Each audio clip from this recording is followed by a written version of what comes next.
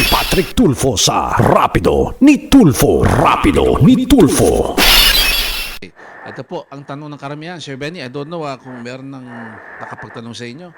We have been noticing, Sir Benny, na hindi lang po ako, but rather a lot of Filipinos, napakainit po ng mga nakaraang mga linggo. Talaga namang record-breaking. Like what I said, sir, ako, nag-walking ako, so I should know.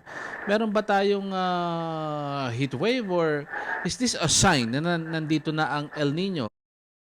Yun nga po parang mixture of perception na rin kasi parang iniisip ng mga tao dapat by this time, di ba? Patapos na yung Yes. yung pag-init tapos dapat papunta na tayo sa tag-ulan. So dapat hindi na ganun kainit. But kung mapapansin natin yung mga previously naman talaga ng mga middle of May, mainit pa rin talaga and we're even if sabihin natin na may mga afternoon thunderstorms naman, before magkaroon ng mga malalaking mga thunderstorms sa hapon, sobrang init po because of the high amount of moisture or yung alinsangan po sa paligid natin, nagko-contribute talaga yan sa pagtaas ng heat index. Alright, but you cannot attribute that to the El Nino yet because wala pa kayong pronouncement. But rather, the last time, sir, nakanood ako ng balita, sabi po, 61% possibility na tumama po ang El Nino from June until last quarter of the year. Yes, sa ngayon po nakataas na yung El Nino alert natin, meaning inaalertohan na po natin sila sa papasok na El Nino. But as of this moment, wala pa naman tayong El Nino, nasa neutral conditions pa rin tayo.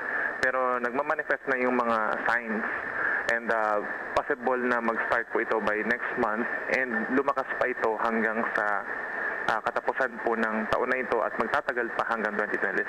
Alright, samantalahin ko na, Sir Benny. Total nandiyan ka na eh. Sir, so alam naman natin kung ano yung mga characteristics ng El Nino. So, ibig sabihin ba, sir, kahit na magdeklara na ang pag-asa na nandiyan na ang tag-ulan, alam naman natin na ang El Nino, ang resulta niyan ay lower than average rainfall. So, yan po ang mangyayari po, Sir Benny. Yes, ang pag-start po ng El Nino natin, June. So parang sasabay po siya sa panahon ng tag-ulan.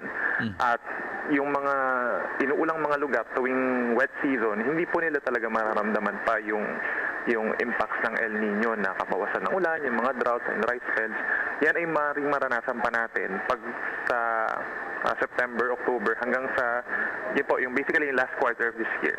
Yung last quarter of this year kasi tapos na po yung tag-ulan, di ba? So sasabay na yan sa dry season at yung dry season, pag pinatungan pa natin ng drier conditions na walang masyadong ulap, tapos walang masyadong pag-ulan, tapos magtatagal po yan ng ilang linggo, then doon na po papasok talaga yung impacts ng El Nino na talagang nadarama na natin.